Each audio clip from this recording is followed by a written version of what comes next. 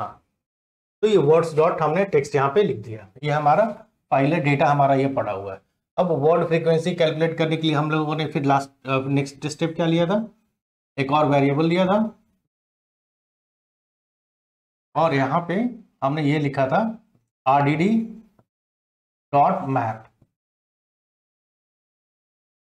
है ना, और इसके अंदर हमने स्प्लिट लगाया था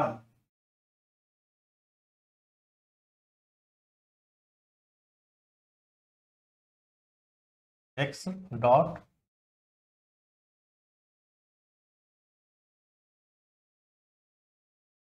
स्पेस वाइज स्प्लिट कर दिया हमने। स्प्लिट करने के बाद फिर दोबारा देखो, मैं प्रॉपर यहाँ पे प्रोग्राम लिखना मेरा इंटेंशन नहीं है, मेरा इंटेंशन है कि ट्रांसफॉर्मेशन, टाइप ऑफ ट्रांसफॉर्मेशन बताना है कि जो फंक्शन हम यूज कर रहे हैं, जैसे हम लोगों ने लास्ट टाइम भी डिस्कस किया था कि दो कैटेगरी के हमारे पास फंक्शंस हैं, पहला एक्शन और दूसरा ट्रांसफॉर्मेशन। कुछ ऐसे फंक्शन हैं जो कि ट्रांसफॉर्मेशन कैटेगरी के अंदर आते हैं, कुछ ऐसे फंक्शन हैं जो एक्शन कैटेगरी के अंदर। एक्शन कैटेगरी वाले कहाँ पे रन करेंगे, ड्राइवर नोड पे रन करेंगे। जो ट्रांसफॉर्मेशन कैटेगरी में फंक्शन आएगा वो कहाँ पे रन करेगा, वो हमेशा वर्कर नोड पे रन करेगा। ड्राइवर नोड पे कौन सा रन करेगा, एक्शन वाला, यहाँ पे। हाँ, ये फंक्शंस जो हैं इसमें मैं लिख रहा हूं तो दिख रहा है ना यहाँ पे, फंक्शन जो है दो कैटेगरी में है, एक्शन और ट्रांसफॉर्मेशन,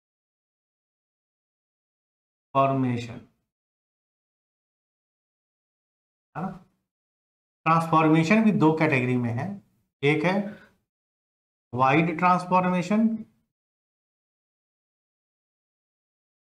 और दूसरा है narrow transformation.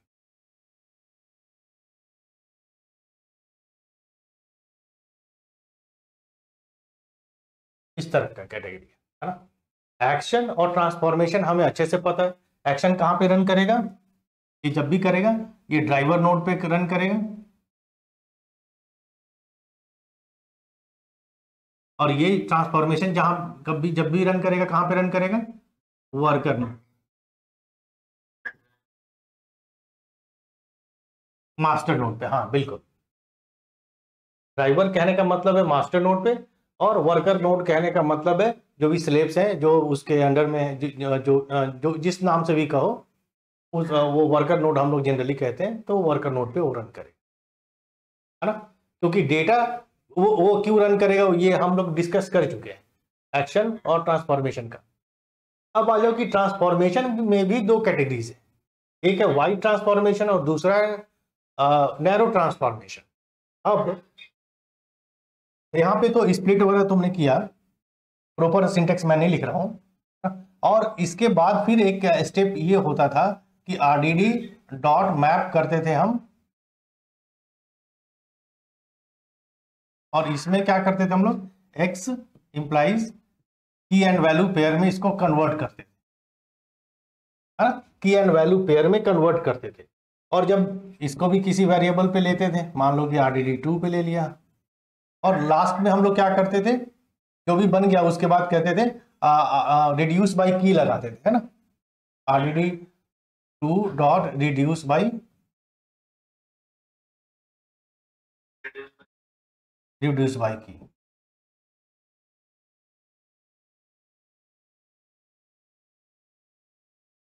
x plus Y, ये हमारा सिंटेक्स होता था।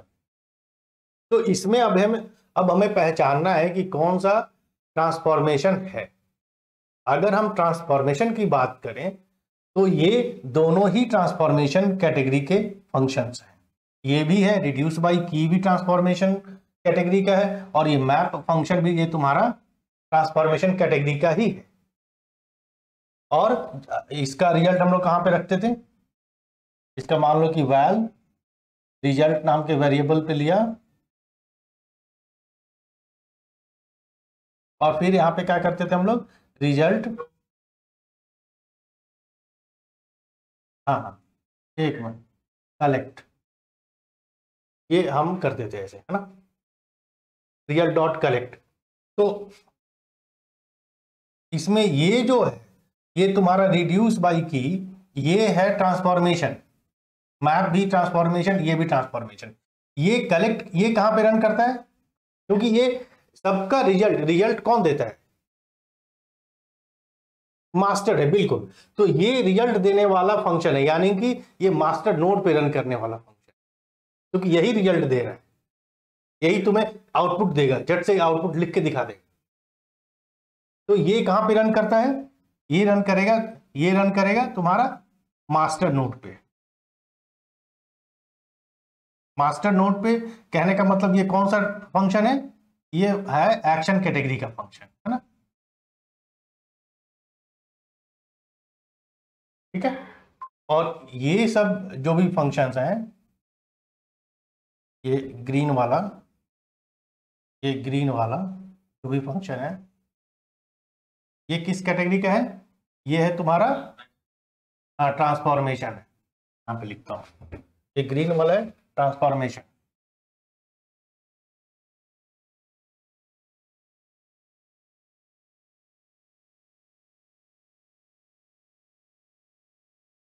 ग्रीन वाला तुम्हारा ये ट्रांसफॉर्मेशन है। अब ट्रांसफॉर्मेशन में हमें ये पहचानना है कि कौन सा नैरो ट्रांसफॉर्मेशन है और कौन सा वाइड ट्रांसफॉर्मेशन है, ठीक है। अब देखो, नैरो और वाइड ट्रांसफॉर्मेशन अभी हम देखने जा रहे हैं। हमें ये अच्छे से पता है कि कौन सा एक्शन फंक्शन है और कौन सा ट्रांसफॉर्मेशन फंक्शन, ठीक है, सुंदर, है ना। तो ये तुम्हारा, ये एक्शन वाला तो तुम्हें अच्छे से पता है, केवल ग्रीन वाला का डिफरेंस देखना है कि कैसे पता चलेगा कि कौन सा वाइड ट्रांसफॉर्मेशन है और कौन सा नैरो ट्रांसफॉर्मेशन।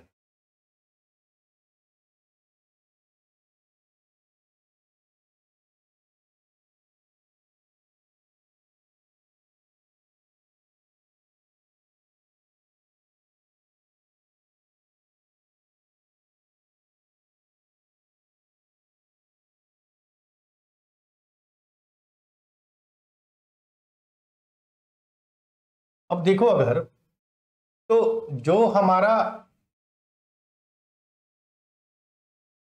ये लाइन है, ये लाइन है, या ये रीड, डेटा रीड करने का लाइन है ना। तो ये डेटा रीड कर रहा है, यानी कि ये जितने भी लाइंस हैं ये सब आरडीडी के फॉर्मेट में रीड हो रहे हैं, क्योंकि हमने आरडीडी का सिंटेक्स लिखा है, ठीक है। अब आरडीडी के फॉर्मेट में है, और ये डेटा कहां पे स्टोर होगा, एसडीएफएस वाले फॉर्मेट, हाँ, और क्लस्टर में स्टोर होगा।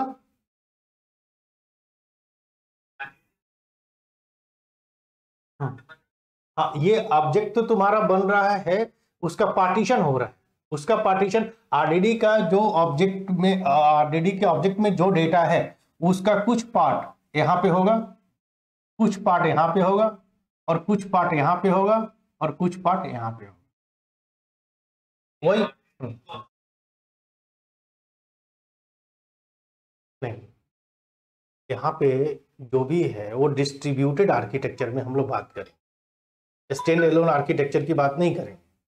तो जब भी डिस्ट्रीब्यूटेड आर्किटेक्चर की बात करेंगे तो जो भी डेटा होगा वो एक जगह पे नहीं होगा, जो भी डेटा होगा वो पार्टीशन वाइज अलग अलग नोड्स पे रहेगा, उसका पार्टीशन होगा और अलग अलग नोड पे वो चला जाएगा डेटा। ये जो तुम फाइल रीड कर रहे हो, मान लो रीड कर लिया तुमने, मैप फंक्शन लगाया, ये क्या है, ये ट्रांसफॉर्मेशन का है फंक्शन, और ये ट्रांसफॉर्मेशन वाला फंक्शन कहां पे रन करता है, वर्कर पे। तो वर्कर यहाँ पे कौन है, यहाँ पे सब वर्कर है, यहाँ पे ये भी वर्कर है, ये भी वर्कर है, ये भी वर्कर है, और ये भी वर्कर है, तो ये सबकी जगह पे रन करेगा। यानी ये जो डेटा तुमने दिया है इस लाइन पे, इस 1 2 और ये थर्ड लाइन पे जो तुमने डेटा रखा है, जो मैप किया है, वो डेटा हर नोड पे कुछ पार्ट P0 पार्टीशन पे है, कुछ P1 पे है, कुछ P2 पे है, कुछ P3 पे है, उस डेटा का भी पार्टीशन हुआ है। बिल्कुल, ये मास्टर नोड है तुम्हारा, ये बीच में मान लो ये मास्टर नोड है, सबको अपना रिजल्ट यहाँ पे सबमिट करना है।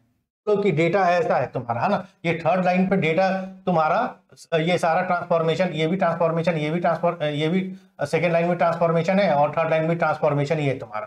तो डेटा तुम्हारे पास ऐसा हो गया, है ना। मान लो कि ये डेटा है तुम्हारा हेलो P1 P0 पे डेटा तुम्हारा पड़ा हुआ है ऐसा, P0 का डेटा लिख रहा हूं मैं, हेलो 1, हाँ हाँ ठीक है, क्या क्या हेलो, हाँ फिर हाँ हेलो 1, मान लो कि ये डेटा यहाँ पे पड़ा हुआ है, फिर P1 पे पड़ा हुआ है तुम्हारा नहीं, इज हेलो के बाद क्या है, हाउ, है ना, ये हाउ पड़ गया यहाँ पे, अभिषेक पे लिखा हुआ है, और इज हाउ आर है 1, और फिर है यू 1, इस तरह का यहाँ पे मैपिंग करके यहाँ पे डाल दिया है। फिर P2 पे आ जाओ, P2 पे डेटा है तुम्हारा, मान लो कि फिर से हेलो है सपोज, हेलो 1, फिर इज 1, और फिर P3 पे है तुम्हारे पास डेटा, फिर यहाँ पे मान लो कि है गुड 1 नॉट 1, इस तरह का डेटा पड़ा हुआ, ठीक है। अब ये P0 P3 ये P1 P2 P3 का डेटा ये पड़ा हुआ है तुम्हारा, है ना। अब इस पे अगर तुम, जब तुमने मैप लगाया, जब तुमने मैप ये थर्ड लाइन का लगाया ट्रांसफॉर्मेशन, बेसिकली जब तुम्हारे पास सिर्फ रॉ डेटा था तो ये 1 1 नहीं था, ये तो नेक्स्ट, ये तो मैं टू लाइन, मैं थर्ड लाइन की बात कर रहा हूँ। थर्ड लाइन में तुम्हारा तुमने मैप किया है ना डेटा को 1 से, की वैल्यू पेयर में बनाया है। हाँ, सेकेंड लाइन में तो तुमने मैप नहीं किया है, सेकेंड लाइन में तो सिर्फ ये 1 के बिना ही डेटा हेलो हेलो ऐसे पड़ा हुआ, हाउ आर यू इस तरह का डेटा पड़ा हुआ है। तो जब तुम थर्ड लाइन का जब लाइन तुम्हारा थर्ड एग्जीक्यूट होगा तो ये 1 1 हर किसी में जाके वो इंसर्ट करेगा हर वर्ड के साथ, है ना। तो वो भी एक ट्रांसफॉर्मेशन है, क्योंकि मैप भी एक ट्रांसफॉर्मेशन है। तो वो डेटा जो 1 1 वो इंसर्ट कर रहा है, क्या उसको किसी और नोड के डेटा की जरूरत है 1 को इंसर्ट करने के लिए? अगर वो, हाँ, P0 के डेटा में वो 1 इंसर्ट करना चाहता है तो क्या उसको P2 का डेटा भी देखना पड़ेगा? देखने की कोई जरूरत नहीं है। P1 में जो P0 में जो डेटा है उसमें वो 1 1 इंसर्ट करते वक्त उसको P1 का डेटा देखने की कोई जरूरत नहीं। P1 में जो डेटा है उसमें 1 1 इंसर्ट करते वक्त उसको P2 के डेटा को देखने की कोई जरूरत नहीं। हाँ, एक मिनट। तो ये यानी थर्ड लाइन में जो तुम ट्रांसफॉर्मेशन कर रहे हो उसमें किसी और पार्टीशन को देखने की जरूरत नहीं है। That is why it is called narrow transformation, ठीक है। इसमें किसी और पार्टीशन को देखने की जरूरत नहीं रहती है, ठीक है, इसलिए नहीं रहती, नैरो हो गया। अब आ जाओ तुम लाइन नंबर इस पे 4 में, अब तुम रिड्यूस बाय की लगा रहे हो, है ना। ये कहां रिड्यूस बाय की लगा रहे हो? अब रिड्यूस बाय की भी हर पार्टीशन पे रन करेगा क्योंकि वो भी एक ट्रांसफॉर्मेशन है। अब ये हेलो और ये हेलो दोनों को रिड्यूस करने के लिए क्या इसको दूसरे हेलो की है ना तुम्हारा, हेलो की, हेलो कितनी बार है इसको काउंट करने के लिए क्या उसको दूसरे पार्टीशन के डेटा को भी देखने की जरूरत है? इसलिए क्या उसको दूसरे पार्टीशन में देखने की जरूरत है? देखेगा, उसके बिना वो बता ही नहीं पाएगा टोटल, है ना। इस वजह से चूंकि दूसरे पार्टीशन में भी उसको झांकने की जरूरत पड़ रही है, दूसरे पार्टीशन को भी शफल करने की जरूरत पड़ रही है, that is why it is called wide transformation, ठीक है। एक मिनट होल्ड करना जरा सा, यानी कि लाइन नंबर 4 पे जो ट्रांसफॉर्मेशन हो रहा है ये है तुम्हारा वाइड ट्रांसफॉर्मेशन,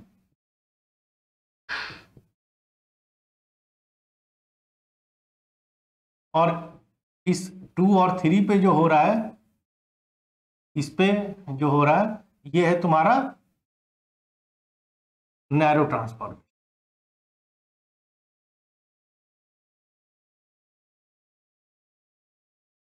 बस अब बोलो। और P0 पे जैसे इस वाले केस में P0 पे कितने हेलो पड़े हुए हैं? 2 हेलो पड़े हुए हैं। और P2 पे कितना हेलो पड़ा हुआ है? एक ही पड़ा हुआ है। तो ये लेगा या देगा? ये देगा, P2 दे देगा P0 को। हाँ ये है ना, ये इंटरनल आर्किटेक्चर ये डिसाइड कर लेता है कि जिधर लोड ज्यादा है उधर से डेटा लेना हमारे लिए ज्यादा टफ पड़ेगा, ज्यादा एक्सपेंसिव है। तो जहां से कम डेटा है वो चला जाता है जहां ज्यादा है उसके पास, तो एक्सपेंसेस कम पड़ जाते हैं। हेलो का जो डेटा वो P0 रखा, P2 के पास कौन सा डेटा है? ईच का डेटा है। P1 के पास क्या है? हाउ आर यू का डेटा होगा। P3 के पास क्या है? गुड नॉट का डेटा होगा। सबके पास अपना अपना डेटा आ गया कंसोलिडेट, सबने अपने आप में कुछ कंसोलिडेटेड डेटा इकट्ठा किया है। अब सब डेटा फिर वो मास्टर नोड को जाके देगा। अब मास्टर नोड फिर कंसोलिडेट करेगा डेटा को और तब जाके यूजर को उसका आउटपुट को देगा। कंसोलिडेशन 2 लेवल पे हो रहा है, दैट इज कॉल्ड शफलिंग, है ना? शफलिंग ये हो रहा है, ठीक है। तो यही है नैरो ट्रांसफॉर्मेशन और वाइड ट्रांसफॉर्मेशन, ठीक है। ये स्टेटमेंट्स लिखे हुए हैं प्रोग्राम का, वो प्रॉपर लिख लेना। स्प्लिट बाई फिर यहाँ पे इंडेक्स वैल्यू लगा के 0 जैसे लास्ट टाइम हम लोगों ने किया था वो लिख के, और तब डेटाब्रिक्स में इन सब चीज़ों को रन कराना है ना, रन करा के और देख लेना।